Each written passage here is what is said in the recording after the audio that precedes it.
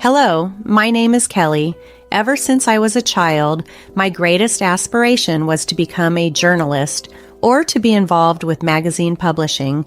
My passion for writing and my knack for staying abreast of trends naturally led me to pursue a degree in journalism and media during my college years.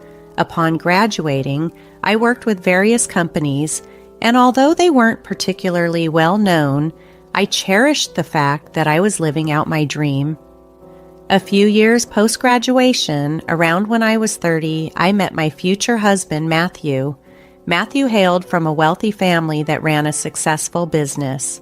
This detail is significant because Matthew's mother, Grace, never approved of me. She often expressed her disdain, believing that I wasn't a suitable match for her son and criticizing me for my career in journalism and my academic background in the field. Initially, Grace's negative attitude and harsh words were deeply hurtful. It's challenging when someone continually undermines you, but for reasons known only to her, Grace felt it was acceptable to treat me in such a manner. Thankfully, Matthew was always quick to defend me against his mother's cruel remarks. His father, Larry, also supported me, standing up for me whenever he witnessed Grace's demeaning comments. Over time, I grew more resilient to Grace's jibes. Matthew even proposed that we should reduce our interactions with her. However, I didn't agree. Matthew was involved in the family business alongside his father, and reducing contact with his mother might have created an uncomfortable situation for Larry, who was genuinely kind-hearted. I didn't want to be the reason for any strain in their family dynamics, nor did I want Matthew to sever ties with his family. Through it all, I learned the value of patience and resilience, understanding that maintaining family relationships sometimes requires navigating complex emotions and challenging circumstances. Dealing with Grace became a routine part of life for me, primarily because our interactions were limited to just a couple of times each month. However, the dynamic shifted dramatically when Larry, her husband, needed to travel overseas for a business venture. Grace, not wanting to stay alone, ended up staying with Matthew and me until Larry's return. I had reservations about this arrangement, but held firm to the belief that family should be a priority. Living with Grace proved to be quite challenging. She had a knack for finding fault in almost everything I did, and her critical comments were relentless. Despite this, I managed to endure her presence without letting it affect me personally, as long as she didn't cause any actual harm.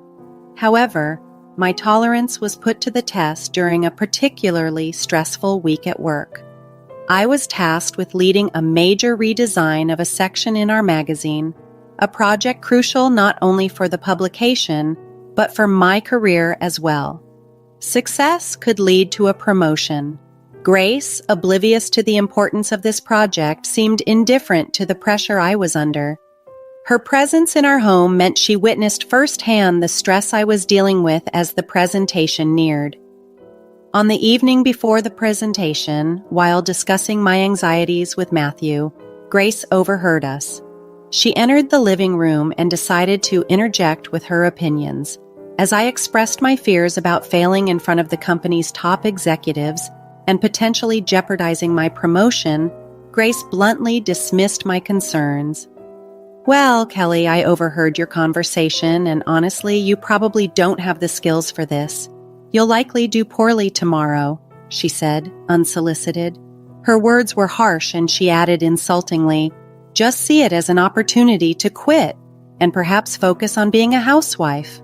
Her comment stung, revealing not just a lack of support, but a deep-seated disregard for my professional aspirations. This confrontation underscored the complexities of living with Grace and challenged my resolve to maintain harmony within the family despite our differences. Grace's remarks that evening crossed a boundary when she suggested that maybe I'd be more suitable for her son if I gave up my career. "I can't believe he married a journalist," she said disparagingly.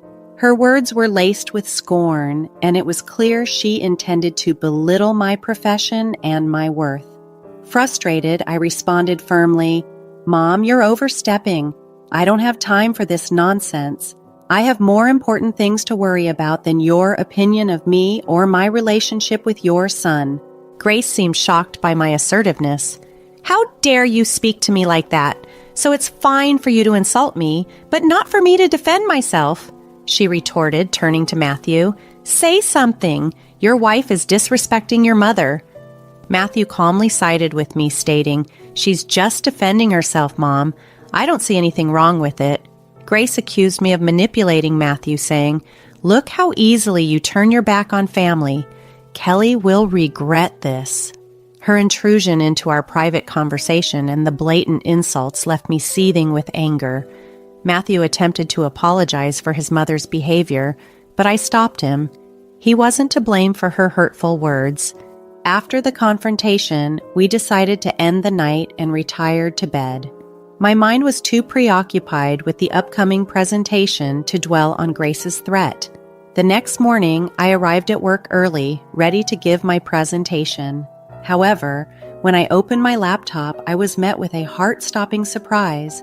All the files on my desktop were missing, and my laptop appeared to have been reset.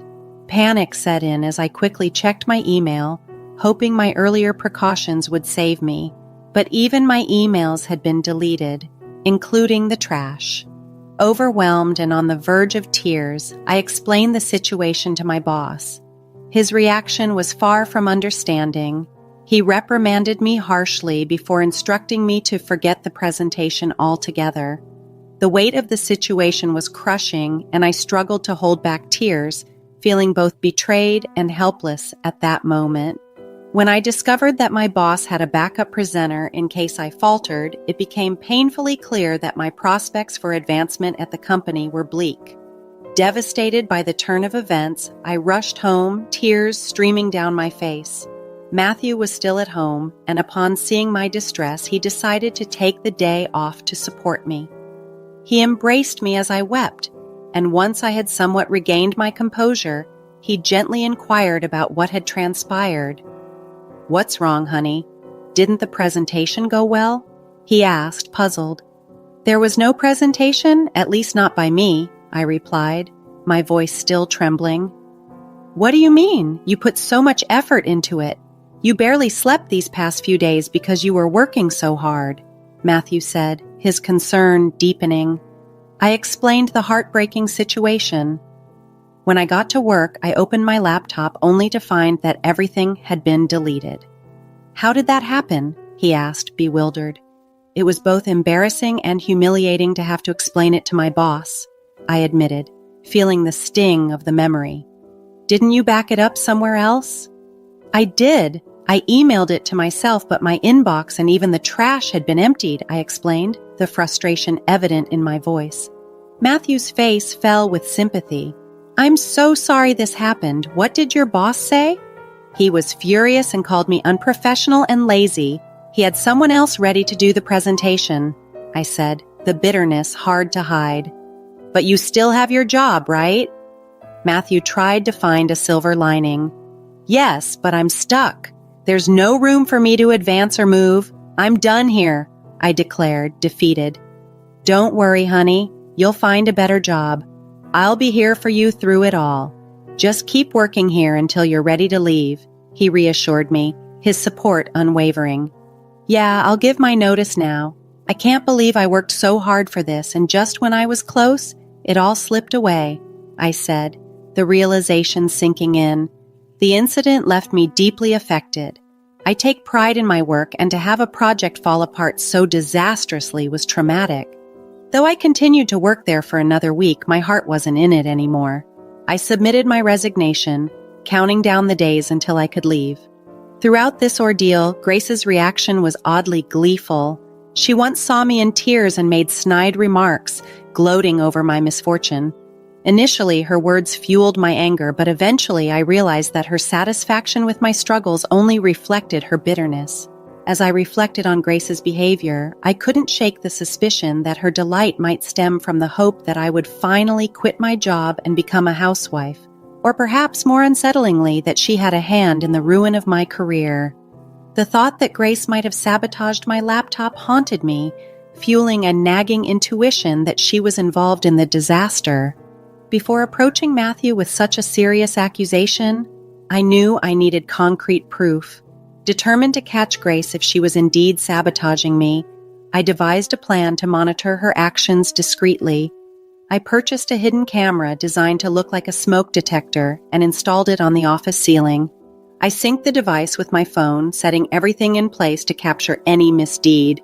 The next part of my plan involved baiting Grace into revealing her possible involvement. I made it a point to appear visibly stressed and anxious around the office, hoping to draw her attention. Matthew was still at work, unaware of the unfolding drama. As expected, Grace took notice of my anxious pacing and couldn't resist inquiring. "What's wrong? Are you stressed about another project?" she prodded. Taking a deep breath, I confided in her, playing into her curiosity. "I've been given another chance to present my work, and it could lead to a raise," I shared, masking my anxiety with a hint of hope. "Oh?" Grace's interest was piqued, her tone laced with a mix of surprise and skepticism. "Yes, and I'm nervous because this is my last chance to get things right. I have to do well," I continued, watching her reaction closely. "Why aren't you telling Matthew? Is it because you're embarrassed about your job?" "No, it's not that. I just don't want to disappoint him again. Please, let's keep this between us, okay?" I pleaded, trying to gauge her response. "I'm not promising anything, but it'll be interesting to see what happens tomorrow," she replied, her words chilling. "Why do you always want me to fail?" I couldn't help but confront her.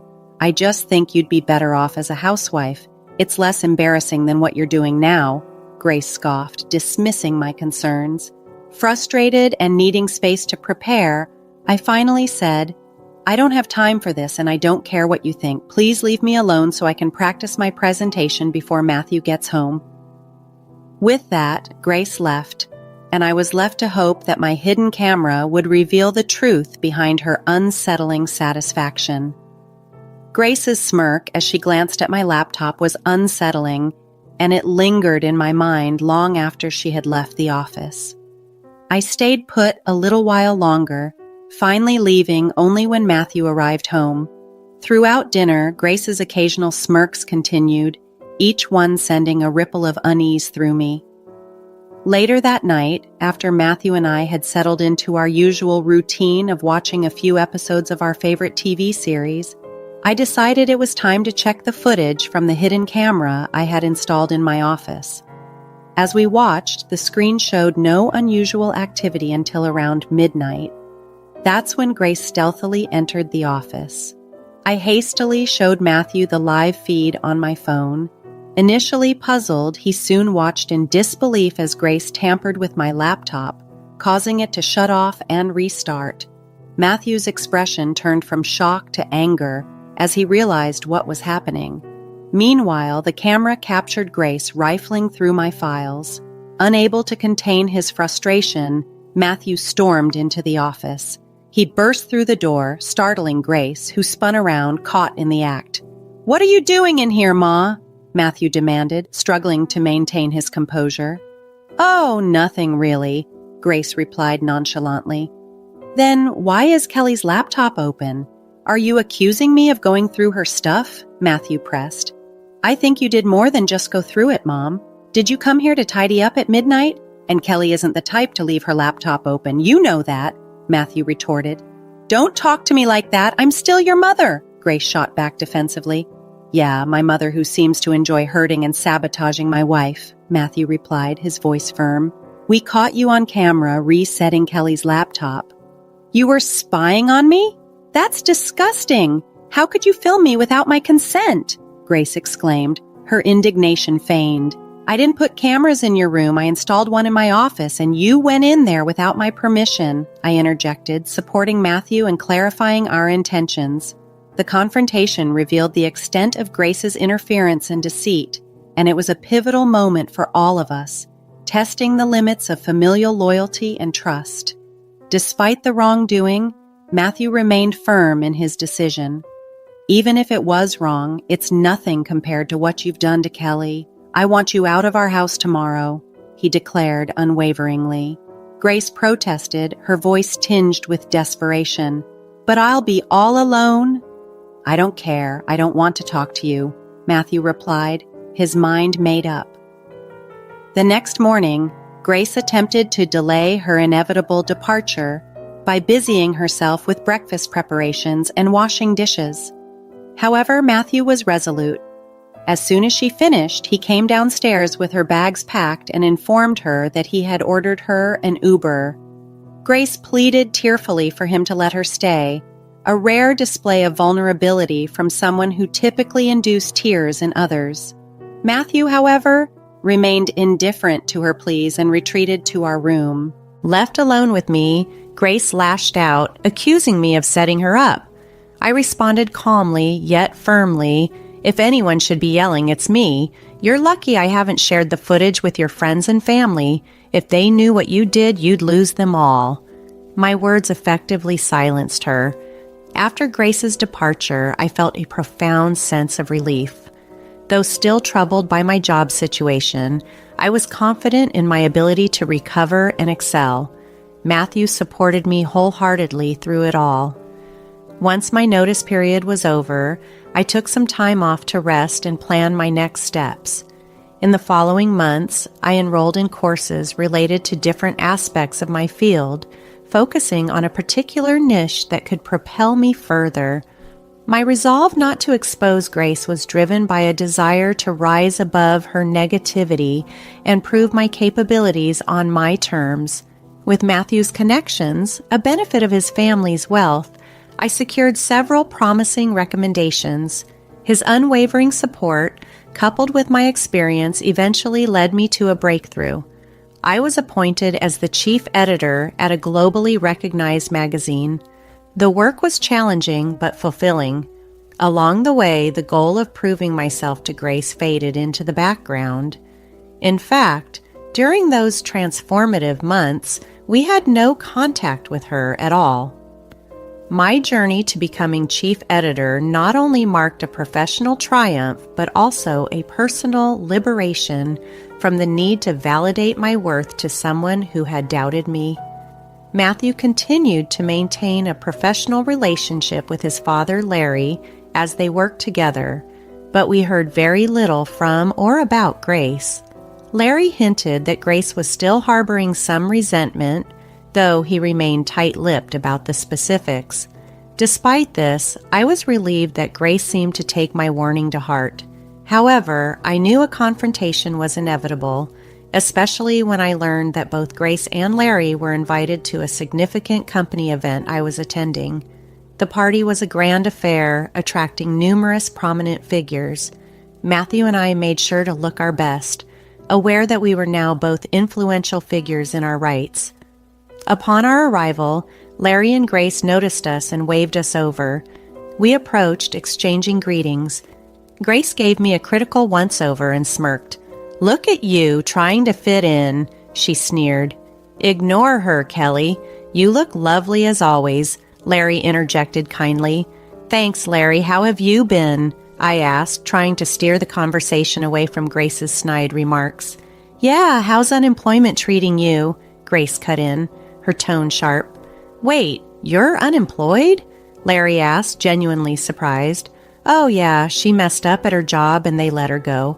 I've always said she's not good enough for our son. Look at her. She can't even keep a job," Grace mocked with a malicious grin.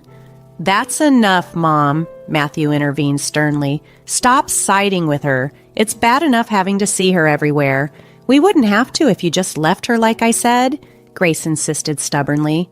"Okay, that's enough. Either you stop talking or I'm leaving," Matthew warned, his patience thinning.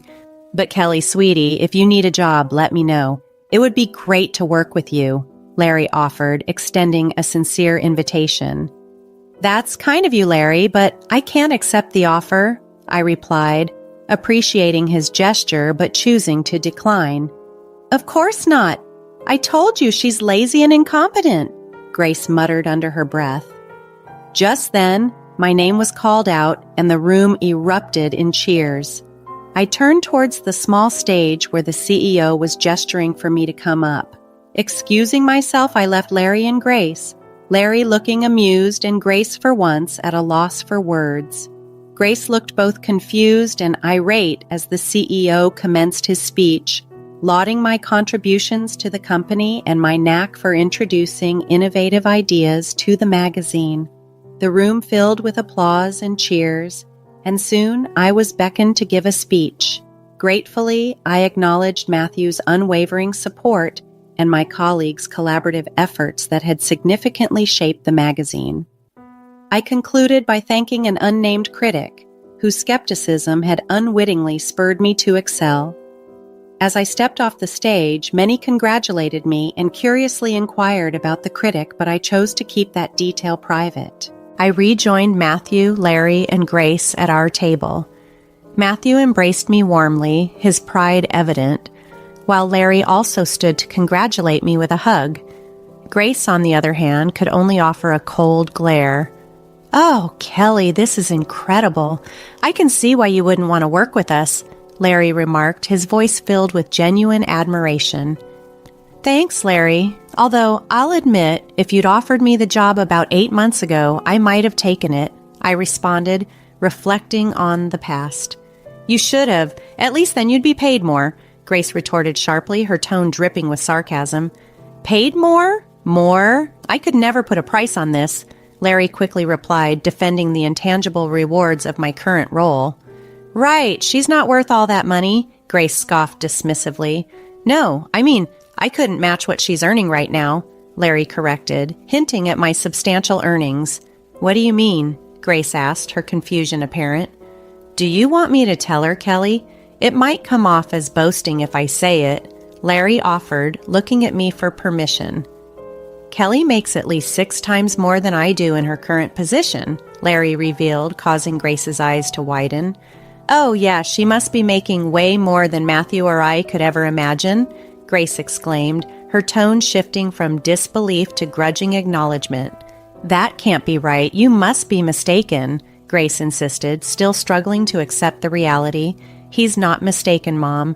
I did mean it when I thanked you. You've been nothing but a bully to me, and I hope to see me more successful than anyone in your family stings. Anyway, I have other people to talk to. Excuse us," I said firmly, ready to move on from the negativity. "Grace, Larry, feel free to join us anytime. Goodbye," I concluded as Matthew and I left the table, leaving a stunned Grace behind. Larry chuckled and raised his drink to me as Matthew and I walked away, a gesture of solidarity and celebration. I had never felt more alive and validated. It was an incredible moment of triumph, and I was immensely grateful for Matthew's support throughout it all.